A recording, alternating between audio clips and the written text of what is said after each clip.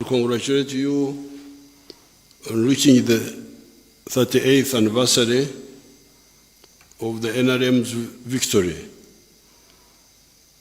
which will be celebrated tomorrow in Jinja. Once again, I express my deepest condolences to the Ogwal family and the entire nation upon the loss of my sister and patriotic leader, the Honorable Cecilia Ogwal. Her love for Uganda transcended partisan politics. She worked with the party in power, the NRM, to extend services to her people. I salute her contribution to the unity and development of Uganda. I want to use this occasion to congratulate the people of Uganda for successfully hosting the 19th Non-Aligned Movement NAM Summit and the 3rd South Summit of the Group of 77 and China. Uganda was honored with the rare opportunity of assuming the chairmanship of both bodies. I congratulate all government officials, the security and the people of Uganda for working toward the success of these summits. The NRM's victory of 26 January 1986 was an indicator of the resilience of our people and their ability to overcome various challenges. Fellow countrymen, and the Bazukuru, in the recent years, our country has emerged strong in the face of several challenges. The COVID-19 pandemic that decimated lives and economic activities around the world is now behind us. Although we continue to suffer from some mild effects of that pandemic, we supported our people in many ways, including providing medicines in the hospitals to treat those who were sick, vaccinated the population, provided food relief to those who were most affected, provided financial support to private sector businesses to keep them open and to continue employing Ugandans, and through UDB, Uganda Development Bank, Emyoga, Small Business Recovery Fund, and Uganda Development Corporation, and the presidential initiatives to support business hubs, to improve skills, and provide capital to expand their businesses. All these were efforts to help the people recover from the shutdown of the corona. Despite a few incidences where some ADF terrorists penetrated our borders from Congo and killed our tourists, Uganda is a safe and peaceful country.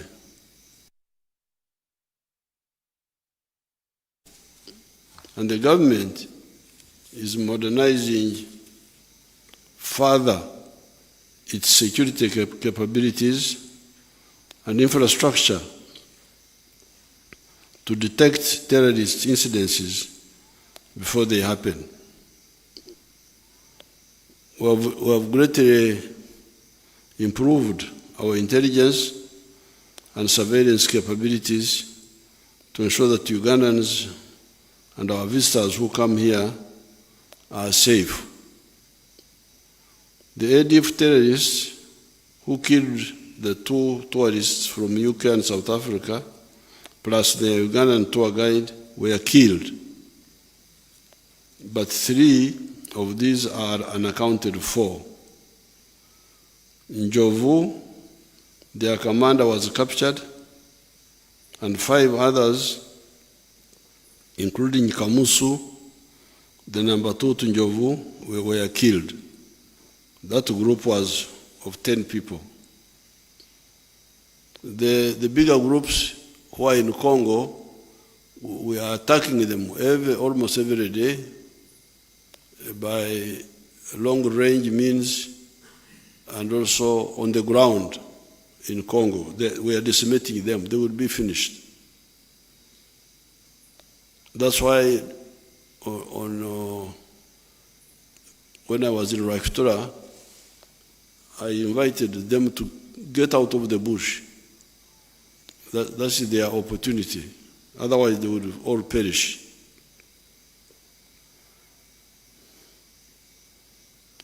On the economy, despite the effects of climate change on agriculture and our infrastructure by the floods, the conflict in Eastern Europe, which led to a rise in the prices of some strategic commodities such as oil, the recent rise in interest rates globally, which made access to capital very expensive.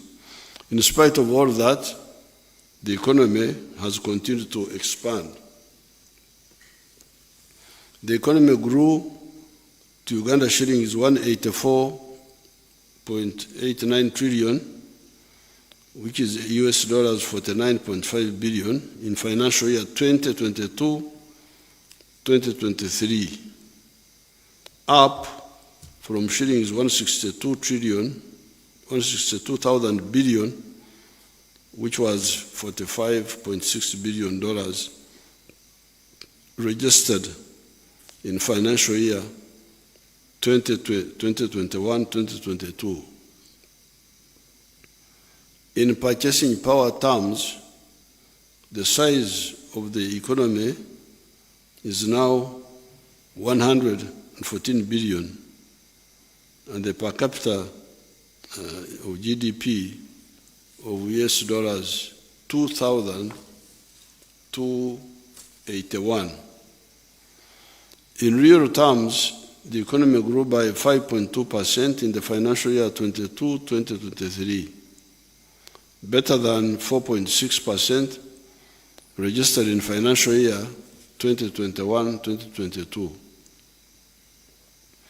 This expansion was a result of good performance of most sectors of the economy, with services growing at 6.2%, especially in trade, tourism, education, ICT, arts and entertainment, agriculture 4.8%, with food crops growing at 7.7% from 3.5%, livestock growing at 8.8% from previously 8.3%, and fish activities growing at 8.6% from a very low level of 0.3% in the financial year 2022-2023 and financial year 2021-2022 respectively. The growth in industry was 3.5%, a bit slower than the 5.1% recorded in the same period the previous year. Uganda's economic outlook is very optimistic. This is mainly because of the consistent support to the private sector through supportive policies that create a business-friendly environment, then infrastructure, investments in infrastructure like in energy, transport and ICT, enhanced access to credit through the parish development model, small business recovery fund, MIOGA, agriculture credit facility, loans of UDB, and supports by UDC, as well as the swift and comprehensive response to the impact of the previous health crisis and the regional geopolitical security issues. In spite of all those, the economy is growing because of the reasons I have given here. The money we put in all these areas, the UDB money, the MIOGA, the PDM, all that help the economy to grow. The size of the economy will grow from shillings 184 trillion in this financial year, the financial year of 2022-2023, to Uganda shillings 204 trillion, which will be $55 billion by the end of this financial year, 2023, 2024, and then leap to Uganda shillings 225 trillion in the next financial year of 2024-2025, which would be equivalent to 60 United States dollars, 60 billion. This growth will be driven by higher output in the services, industry, and agriculture sectors of the economy. The recovery in aggregate demand as inflation slows down, the continued implementation of the partial development model, expediting investments in oil and gas, continued recovery in tourism, growth in regional trade, including in the EAC, COMESA, and globally, all these will contribute to the surge forward of the economy. Other growth initiatives will include the government's consistent investments in the establishment and operationalization of industrial parks, then infrastructure development, including expanding and maintenance of roads, bridges, the railway, investments in research and innovation, and affordable electricity. The implementation of the intervention to accelerate economic growth through productivity improvements and value addition to our abundant raw materials is in the anchor sectors of the agro-industrialization, oil and gas, mineral development, tourism, and knowledge economy development will shift the economic growth path to a level of 8% per annum on average over the medium term. Here is the point is that the economy for the last 37 years has been growing at a rate of 6.2% per annum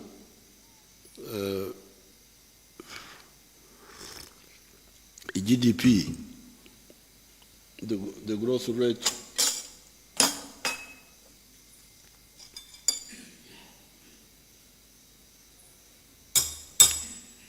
and this has been mainly in quantitative growth. Grow more coffee, grow more tea, have more cotton. That's why the economy has been growing well, 6.2%. But now, what we are talking about is qualitative. It's not just the raw materials, now adding value to the raw materials. If you transform all the cotton into textiles, then you add value to the coffee, and that's why I want to warn those people who have been campaigning our coffee value addition efforts. I need to warn them. They must stop. We know who they are and who are behind them. They want us to continue exporting raw materials. They want us to continue exporting unprocessed coffee.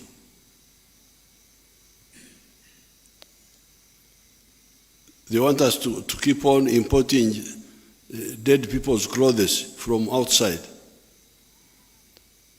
instead of developing our textile industry. Even some people have been fighting our refinery. They don't want us to build a refinery. They want us to continue importing, they want us to export crude, and then we import finished products. This one will not happen. And I need to warn those who are involved, because we are going to move on them. The campaigning, anybody who tries to help us add value, pretending to, they are agents of imperialism. So the economy will shift from growing at the rate of 6.2% to growing at the rate of 8%, because it is both quantitative growth and qualitative transformation.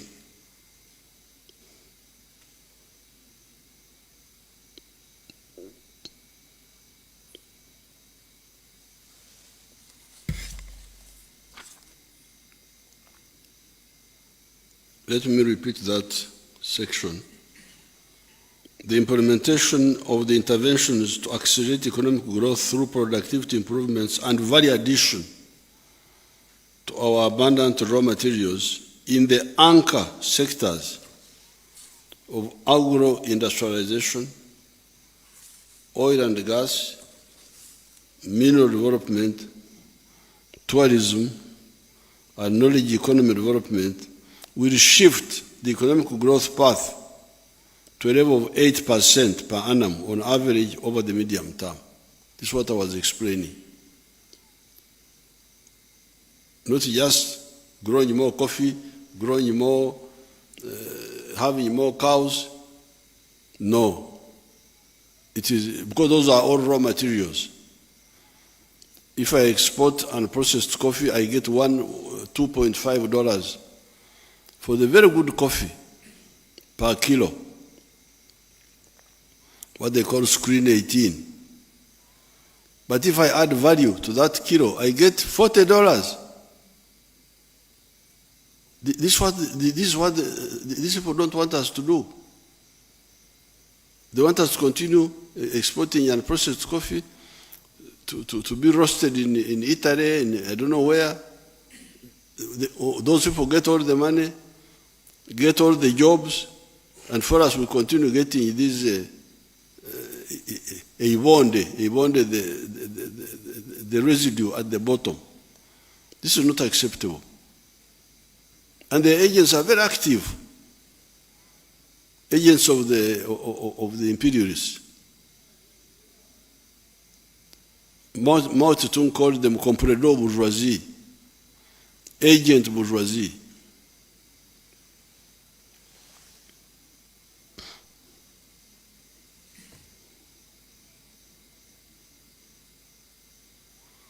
This will increase the pace of our socio-economic transformation and building an independent, integrated, and self-sustaining economy, as was enunciated in the point number 5 of the 10 points program of the NRM.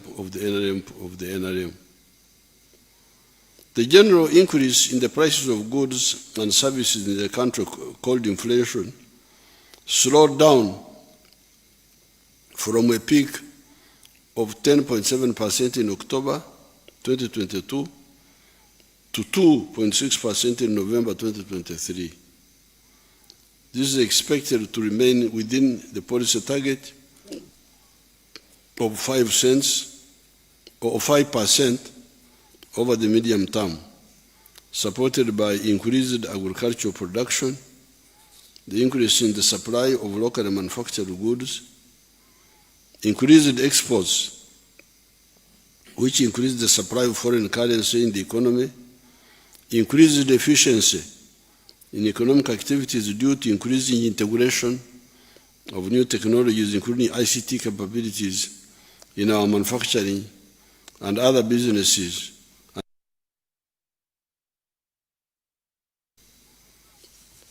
Merchandise exports of goods increased significantly, growing by 54.9%. Urano Owama 2. The ones with ears. Our exports increased by 54.9% from US dollars 4.2 billion approximately in the 12 months up to October 2022 to United States dollars 6.5 billion in the 12 months up to October 2023. So between that year, October 2022, October 2023, the exports grew from $4.2 billion to $6.5 billion, a leap of 54.9%, largely driven by gold, coffee, and maize exports. Imports grew by 26%, 26.2%, much slower than the growth in exports. Although our imports increased, but for them they increased at 26%. But the exports increased by 54% in the same period. Much slower than the growth in exports, resulting in the narrowing of the trade deficit by 11.2% in the same period. Because we still have a deficit globally,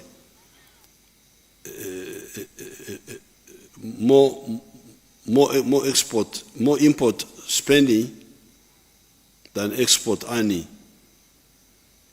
We still earn less for exports than we spend on imports. But the gap has narrowed. The imports grew by 26%, but the exports grew by 54%. And this is just still mainly raw materials. If we start exporting finished goods now, this will...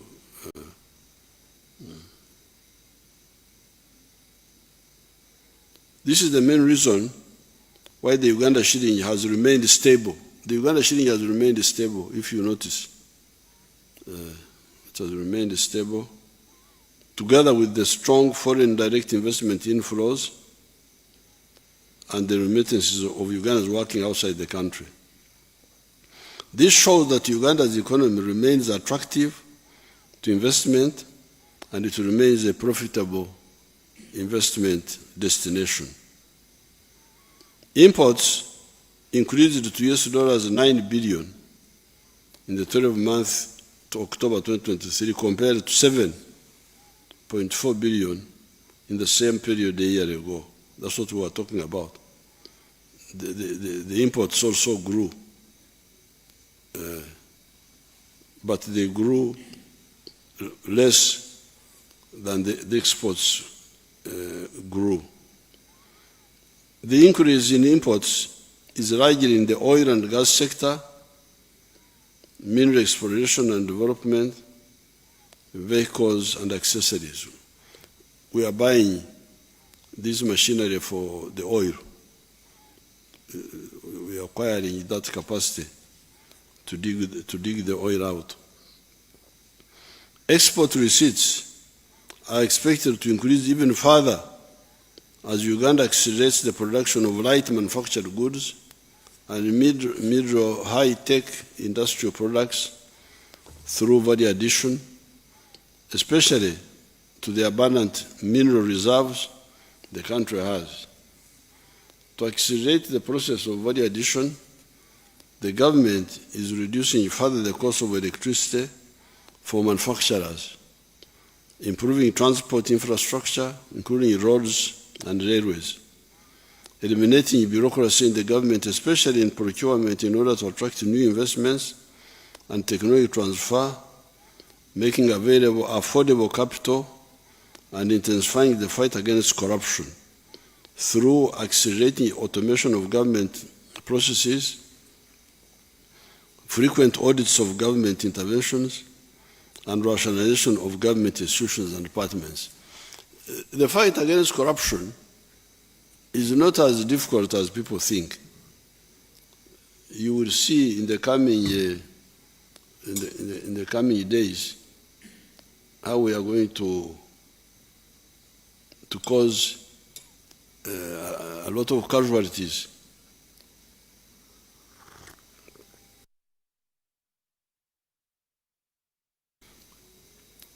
Some few months ago, I hear that the Minister of Finance created a group to audit the employees, find out whether there are ghost employees. And within a short time, they have found a big number. Auditor General, I think the finance told Auditor General. Now, Auditor General, instead of giving the report to finance, went to Parliament. Now, this is not a political matter. So I'm going to write to CID to go for these people. Because this is not political. Committee of Parliament. Committee of Parliament is not CID. This is trying to divert now. So now you would see these people who are, they are not clever. The money is coming from a known source. I have sent you money to pay 20 people. Each one is being paid so much. You go and you pay 25. You create artificial people. It's very easy to find out these artificial people. It's a matter of time. Therefore, fighting this corruption is not as difficult as people think. You report these corrupt people. You will see what will happen. They will give up.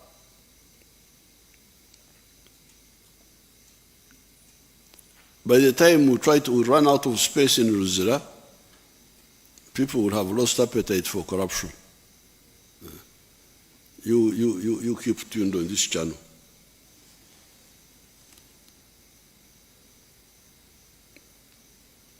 The East African community, as a single trade bloc, remained the major destination of Uganda's exports in the 12 months to October 2023, accounting for 43.5% of total exports, followed by the Middle East, 18.1%, and Asia, 17.6%.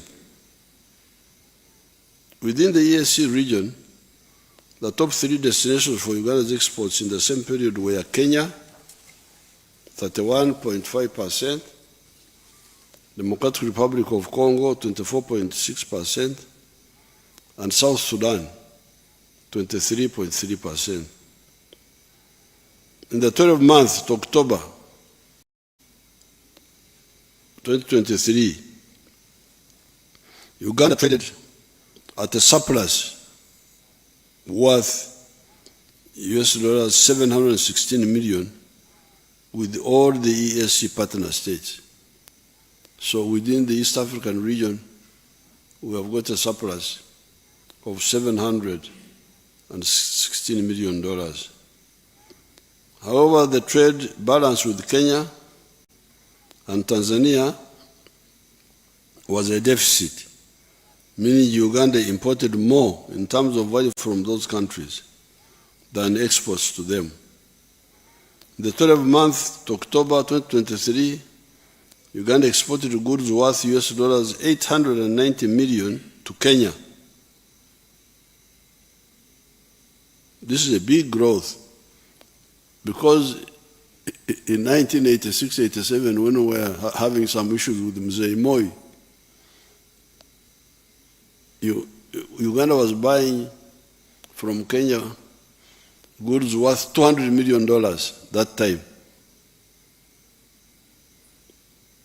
And Uganda was selling to Kenya goods worth $12 million.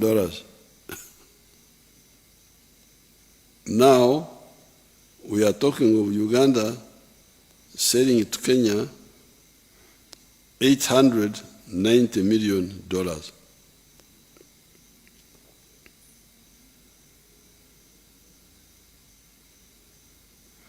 Then to DRC, we exported value $696 million and $659 million South Sudan.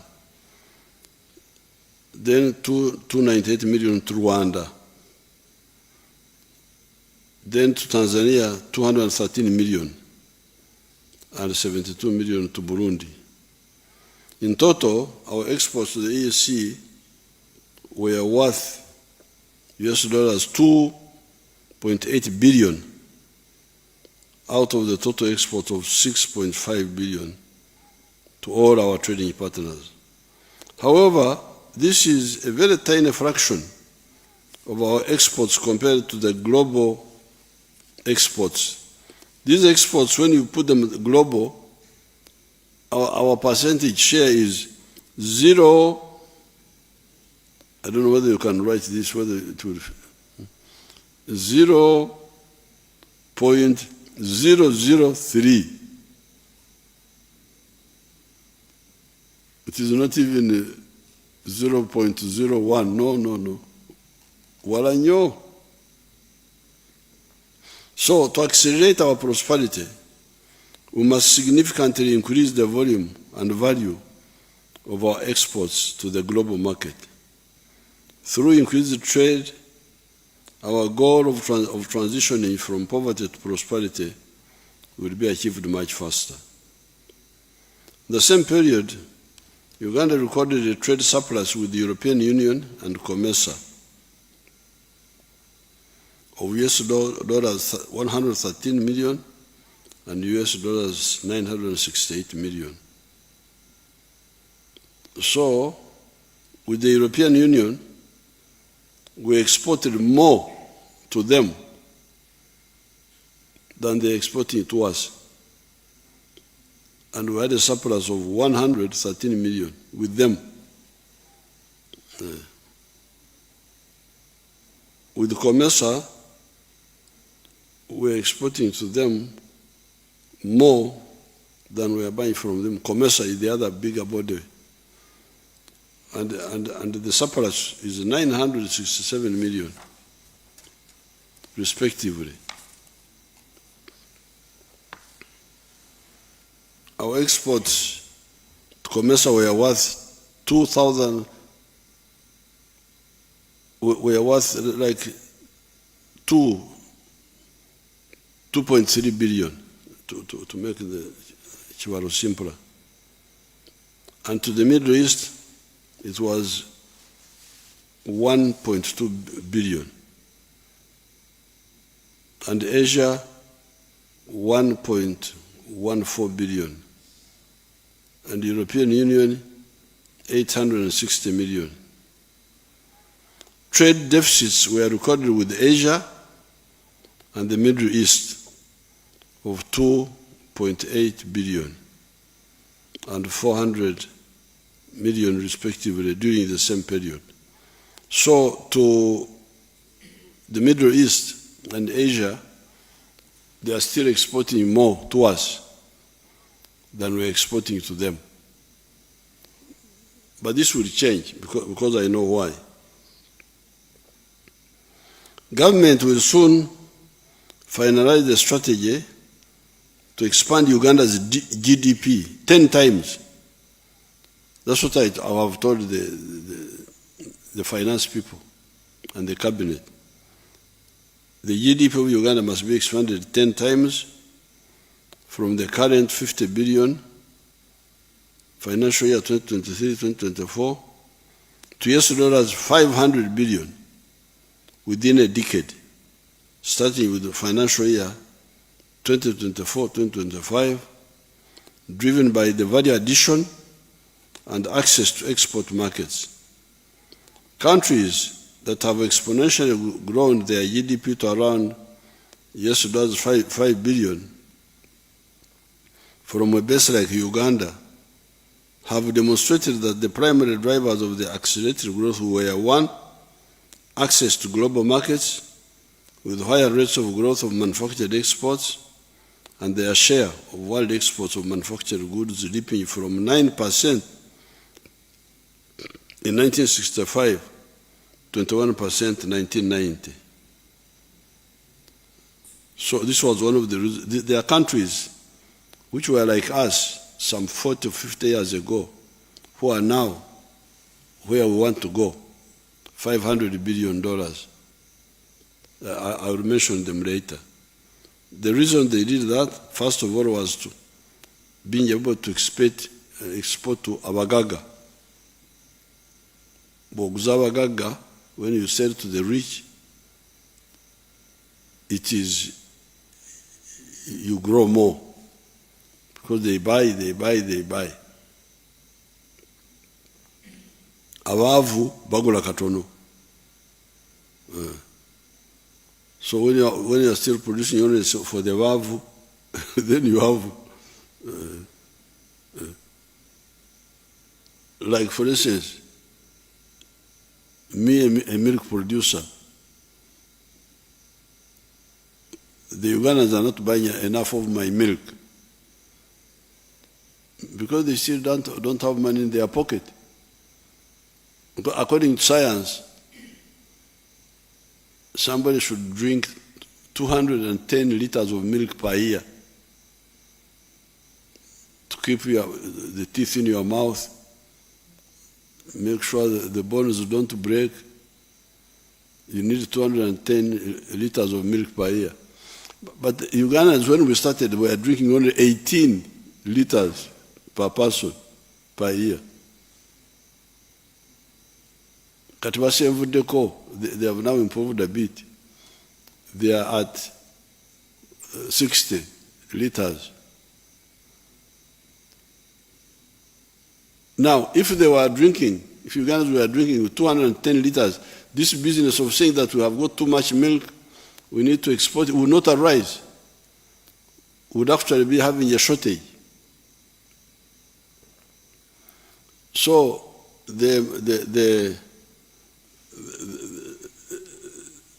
producing products for export to Abagaga, rich people, Jalonyo,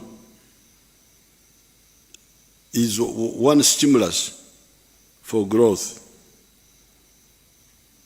Increased productivity across the strategic sectors. Specialization through skilled human capital that supported research and development, which helped to achieve competitive advantages.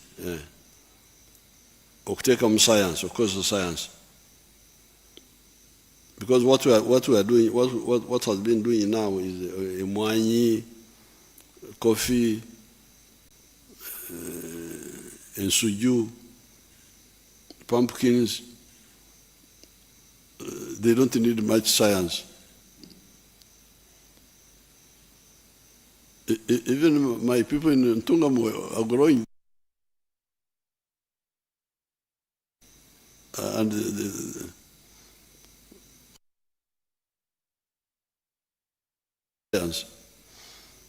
Ntungamo people don't have much, but they grow the banana, they grow what? So, okay, those help us. But we also need higher value products of science.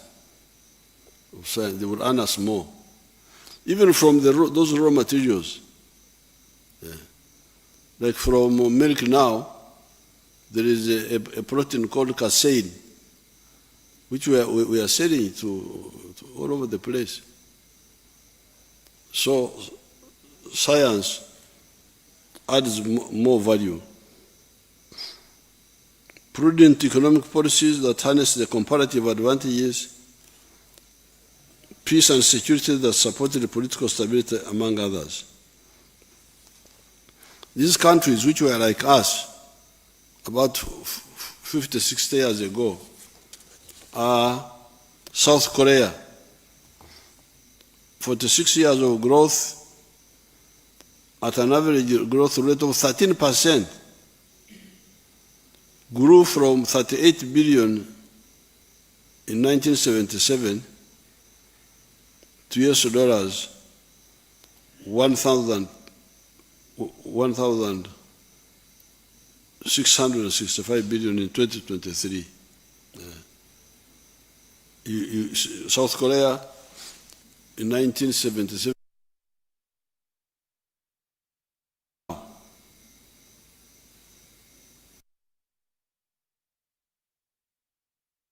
1.5 times where it is now, compared to what South Korea was in 1977. But now you hear they are at $1.7 trillion dollars. They have jumped. Thailand, 38 years of growth at an average rate of 7.6%, from $38 billion 1985 to 500 billion in 2023.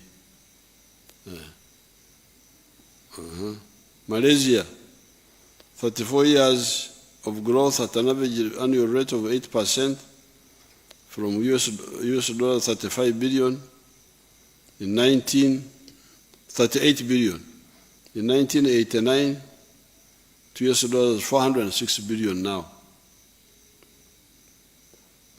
Singapore, 33 years of growth at an average growth rate of 8.7%, from US dollar 36 billion in 1990 to 466 billion in 2023.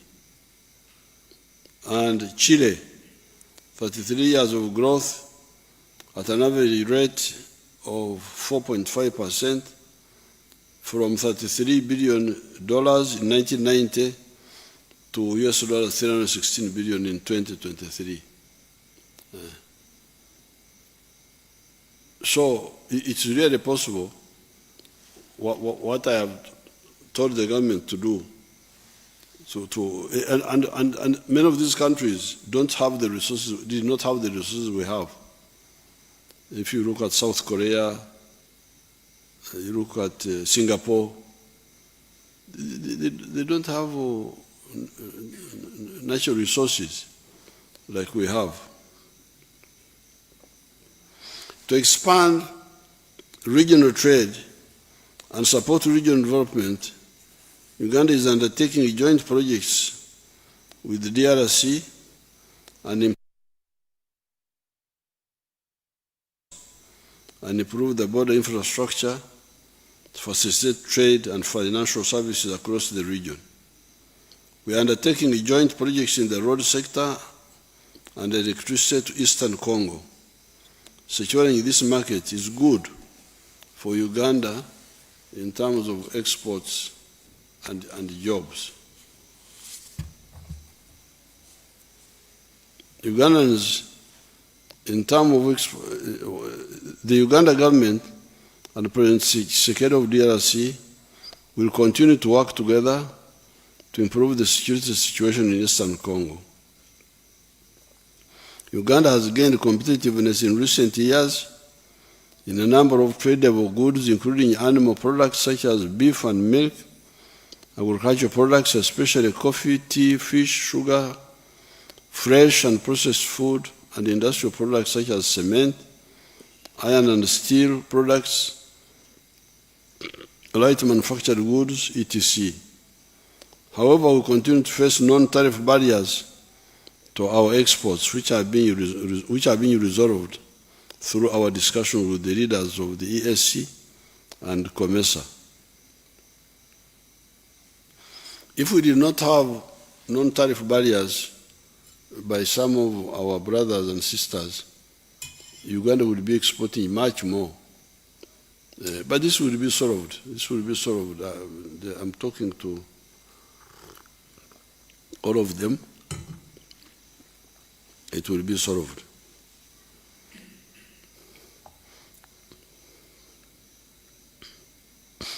Tourism inflows remained resilient, recording an increase of 9% from US dollars 978 million in financial year 2021-2022. This was the year of Corona.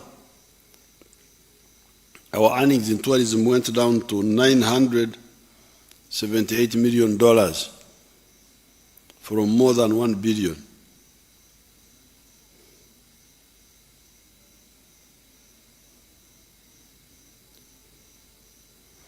Tourism inflows remained resilient, recording an increase of 9% from US dollars 978 million in financial year 2021-2022 to US dollars 1.1 billion in financial year 2023.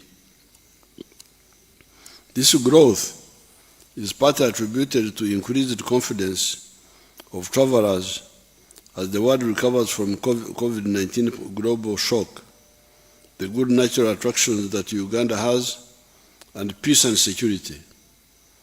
Although this is a remarkable performance, the government is putting in place intervention to increase tourism receipts to US dollars 5 billion per annum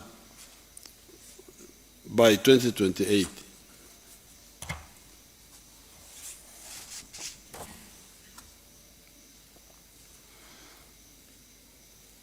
You can see the big garden of tourism where we can earn money. The global tourism and travel industry is valued at US dollars 9.5 trillion. You can imagine. Abalambuzi abo basasanya obutabalika mwenda n'ekitundu.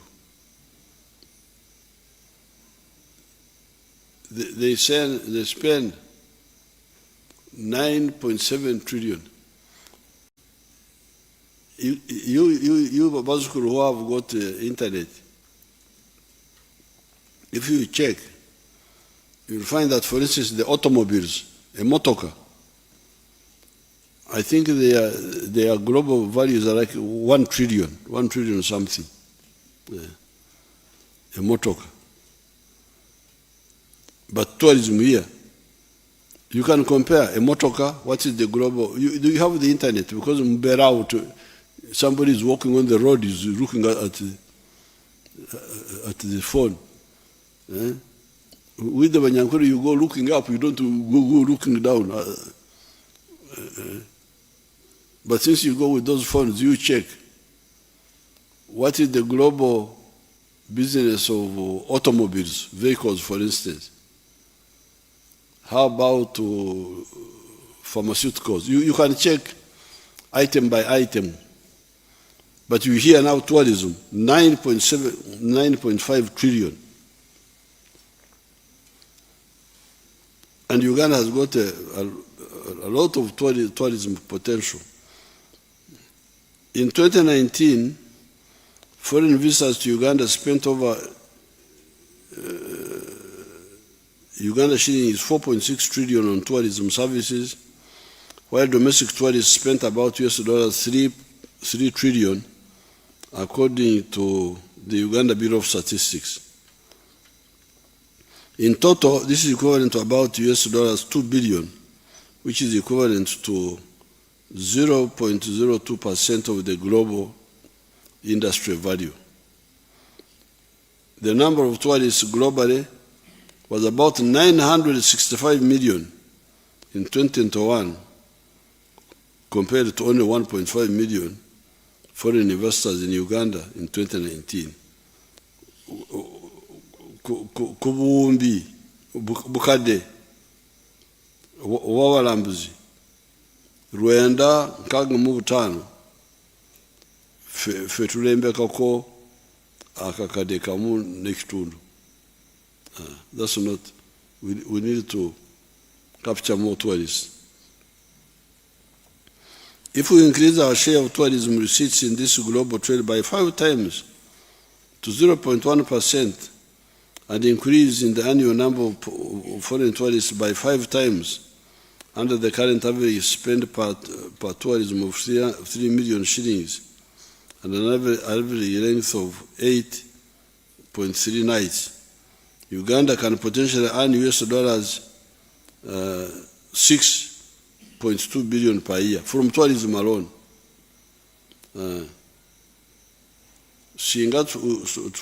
If we get more numbers and they stay longer, we can earn 6 billion per year from tourism. The lies of the European and American politicians about security and stereotype about Uganda must therefore be aggressively encountered by providing the correct information through our friends in those countries and online internet to show the correct image of the country. You remember when our sinners, you remember the other suspected sinners, abantu bali bali mulowooza nti bononyi, when they were going somewhere, me, I was not yet following what they were doing, but what excited me was the ADF trying to go and blow them up. Why do you want to blow up these sinners? God will take care of them. So I had to go full swing to defend the sinners munange. Nemba zingira wanawo ejinja abaserikale bibali bakola nali sibimanyi, but my job was whether sinner or holy person, they should not die from bombs of ADF. So then these people, the foreigners, started giving what they call advisories to their people. Don't go to Uganda. Oh, you man, why don't you just talk about your country? Huh? The Wanyankole say Chehuruza aterwe mpimbi. If a man is fighting with his wife in the neighboring house, then you go there. You hear, you people, they can hit you with mpimbi in their house. Why do you mind with the neighbors' houses? Hmm?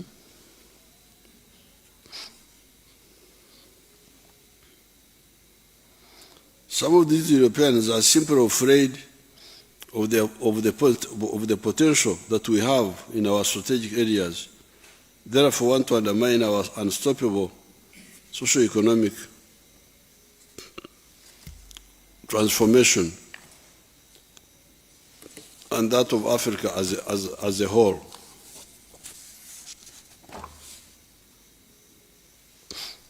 Other measures to boost tourism receipts include activation of passage and cargo services at Kabalega International capacity and sanitation and competitive pricing. Awa mahoteli muleme kubeera n'omululu okusera. The people who come to your hotel to ask too much. Even if you take small, take small.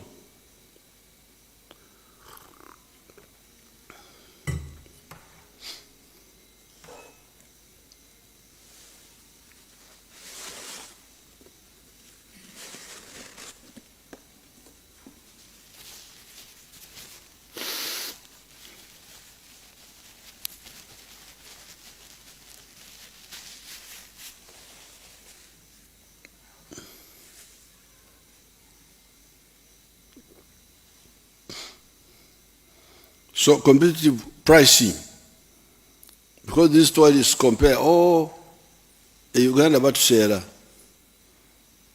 ate Kenya muwendo wakiri. Be careful, don't be too greedy for quick money. Get small, but get many customers.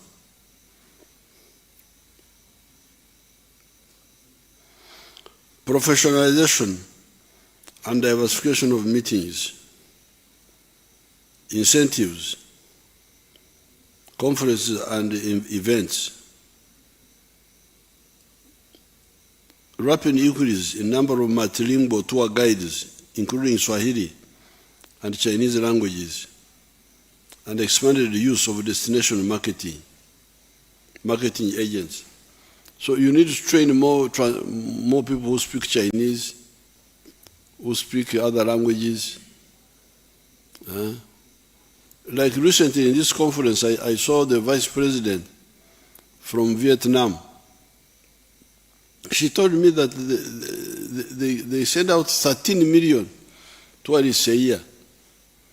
So you can imagine if we get 1 million Vietnamese.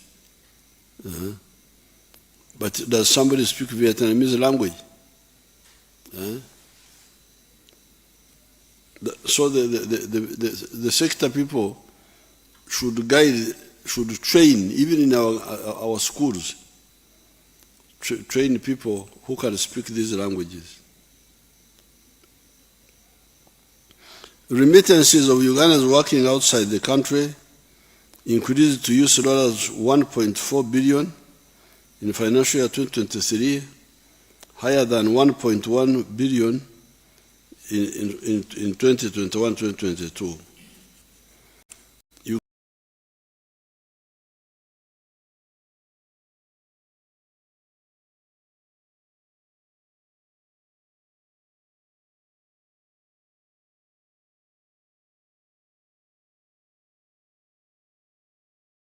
Uganda continued to register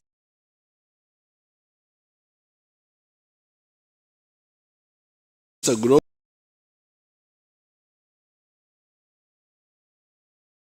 in the oil sector. FDI inflows rose from $1.6 billion financial year 2022 to $2.8 billion in financial year 2022-2023. Formal employment has recovered from the adverse effects of the COVID-19 pandemic. The pay as you earn register kata omanyi otya nti emirimu gyeyongedde. How do you know that jobs have increased? Mbategera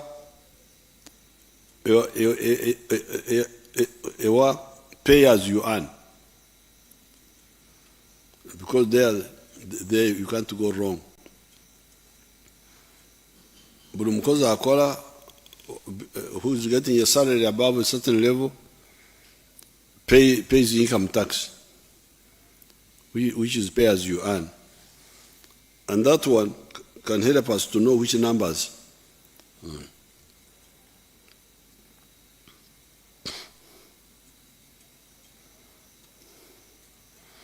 The pay as you earn register expanded by 14.1% from 1.4 million employees in financial 21-22 to 1.6 million in 22-23 as follows.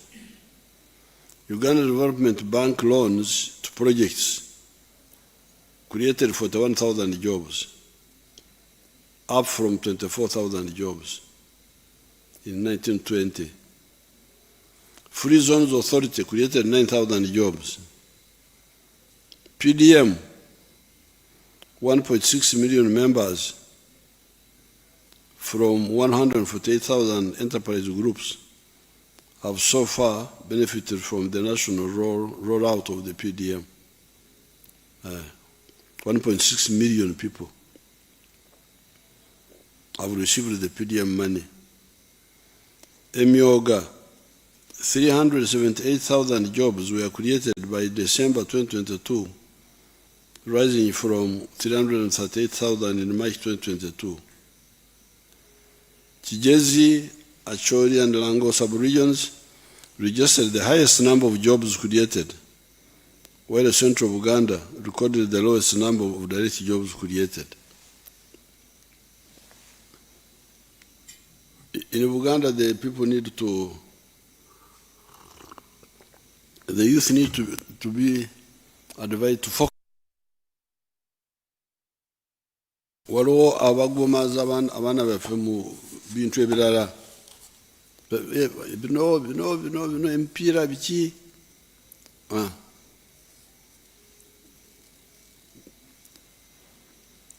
You may find people in the other area, in the other young people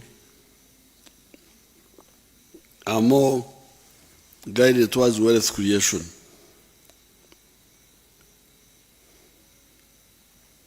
Furthermore, the number of working Ugandans subscribing to at least one pension scheme increased by 2.2% from 2.9 million in 2021 to 3 million in 2022.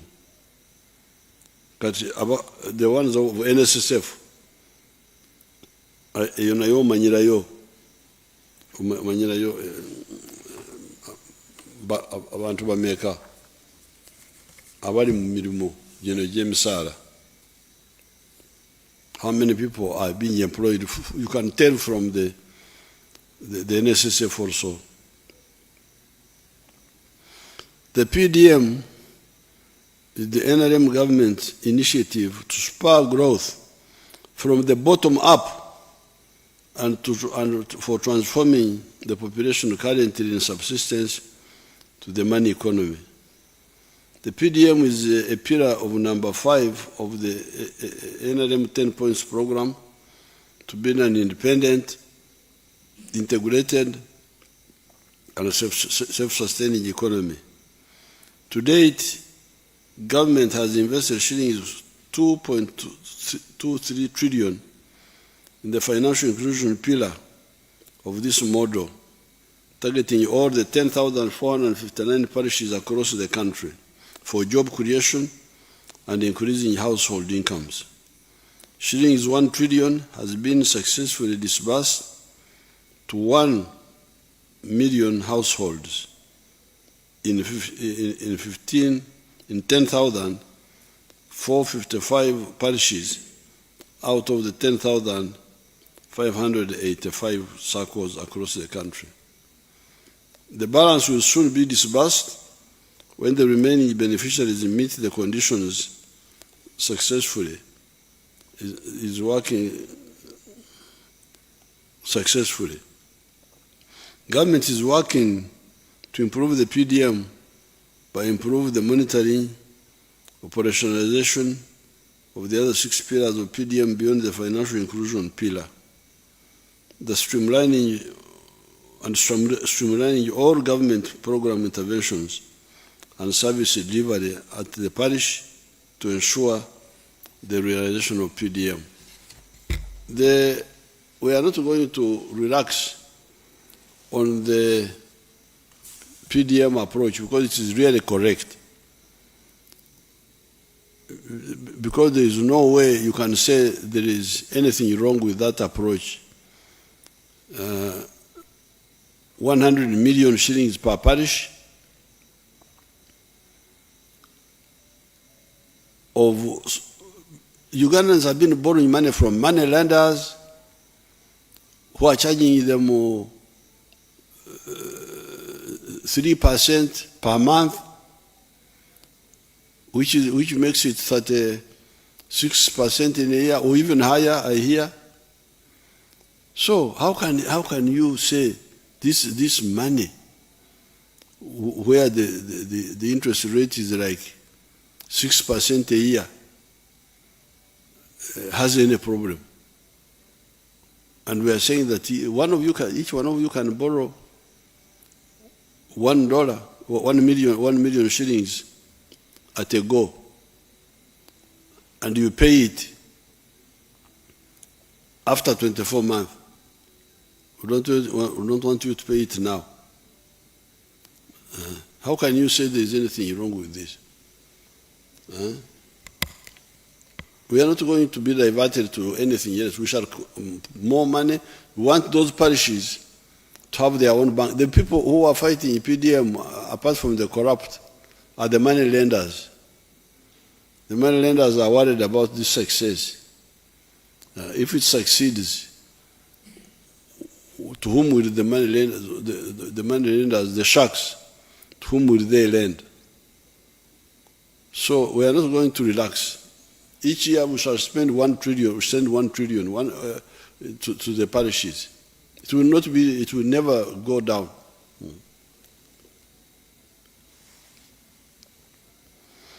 The commercial production of oil and gas will provide revenues to support the productivity enhancement in the economy through economic activities such as oil refineries, petrochemical plants, petroleum product distributors, natural gas distribution companies, and retail outlets. The government is enhancing investments in this area by fast-tracking the construction of the East African crude oil pipeline and the oil refinery. The pipeline will have the capacity to pump up 330,000 barrels of crude per day. So, all these things you are talking about, our oil has not yet come in. Because this oil will be giving the government free money, new money. And that will enable us to do so many other things which we want but cannot manage now. The knowledge economy is the intellectual-based economy for the production of goods and services. This process enables entrepreneurs to innovate better in manufacturing processes and improve the quality of services offered in the economy.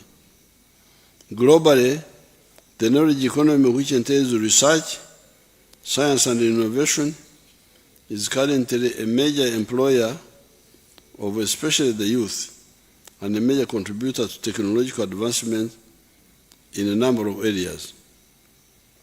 In addition, the pathogenic subsector is one of the promising segments of the country's knowledge economy, consisting of research and development, technology transfer, and commercialization of innovations. This targets pathogen control and management, such as the vaccines, the diagnostics, the therapeutics, and the attendant facilities. Leveraging a knowledge-based economy will require the following: supporting research and development, R&D, and linking research hubs with universities and industry operators. Now, this scientific research is a real gold mine. For instance, our scientists have recently discovered the anti-tick vaccine, where the cow will be vaccinated and the cow will go around killing ticks. So the cow will be a tick killer rather than being a victim of the ticks. Now, this one was developed by your people, your scientists. And this is one group.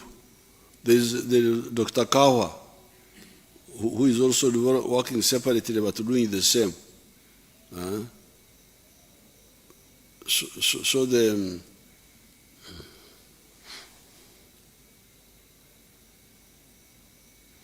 deliberately investing in improving the quality of education, skills development, and in particular, and ICT.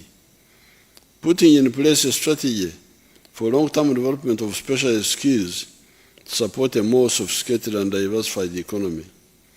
Developing an effective apprenticeship program to quickly acquire knowledge expertise, and technology transfer, given the rising global ICT village.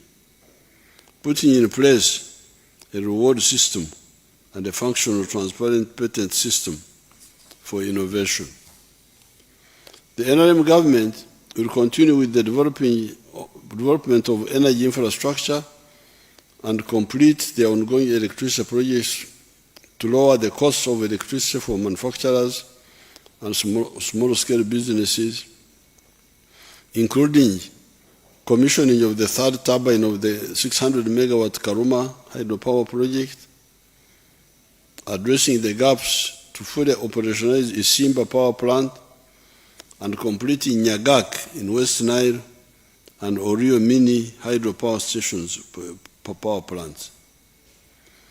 To facilitate power evacuation, the completion of the Mirama Kabare 132 kV line, Kampala Metropolitan Transmission System Improvement Project, and the Masaka-Mbarara transmission line will be expedited. Activities for the development of nuclear energy to diversify our energy sources will also continue, starting with Buyende in Busoga. Nuclear energy is expected to add another 2,000 megawatts to the national grid by 2036. However, by 240, we must ensure the generation of 52,000 megawatts from all sources. Government has supported the development of industrial parks.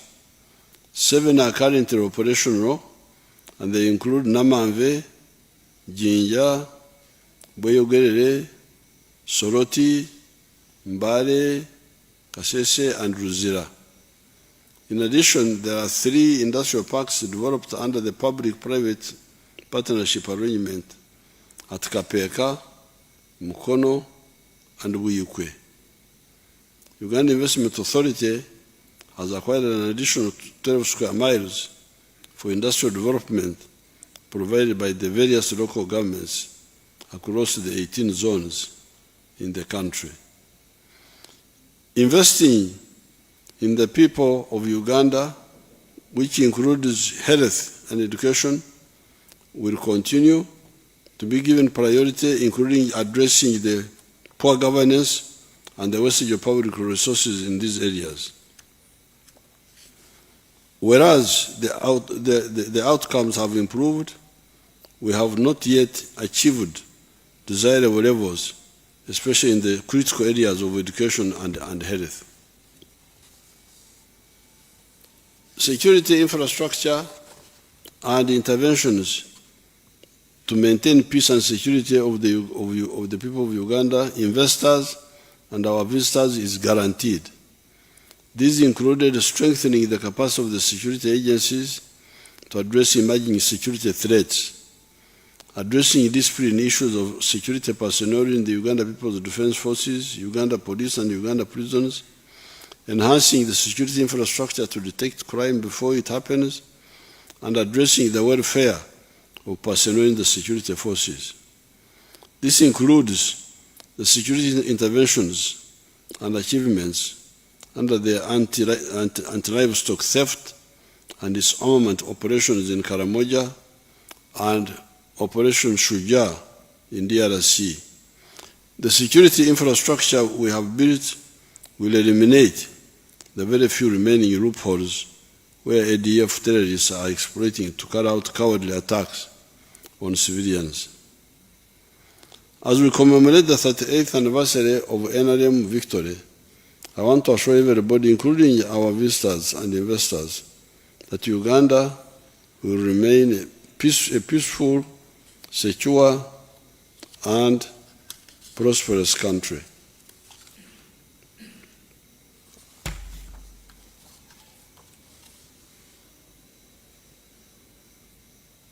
Ekiri mu nsiko bwe kirubwatuka ensi erikankana, omwana aliyita nyina, omukulu aliyita engozi.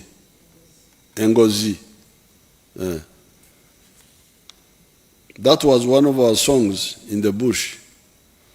that has always been the potential of NRM. When we were a students' movement, a liberation movement, and while in government. This saying says that what is hidden also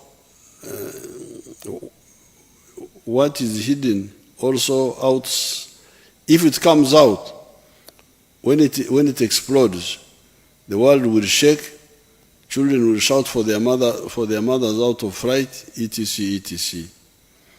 That is what the NRM always does. Like when we captured Kampala in 1986, everybody didn't know that we had that capacity. The recent two mega conferences of NAM and G7 plus China demonstrated a little bit of this. A delegate from Russia, a deputy minister, told me that only the superpowers can organize such a conference. Uganda is still on the way, but it will soon be there because the base is already there. We shall really be a superpower because we are moving towards that. There were 1,918 delegates in that conference. 1,918 delegates from 129 countries. 129 countries sent people here. 16 presidents, 9 vice presidents, 16 prime ministers, 7 special category people coming into Uganda by airlines, but also with 32 private jets. I thank the Ugandans for the discipline in receiving these visitors.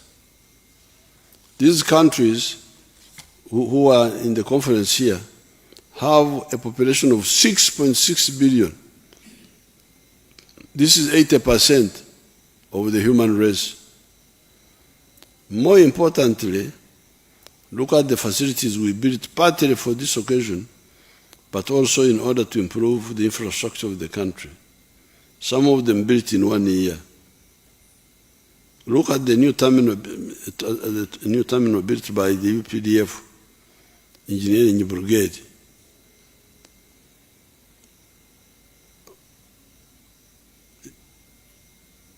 You can imagine that terminal was built by the UPDF Engineering Brigade. Yeah. Mm-hmm. Look at the conference center built by Sudi's company using government money. You show us Sudi's the conference center.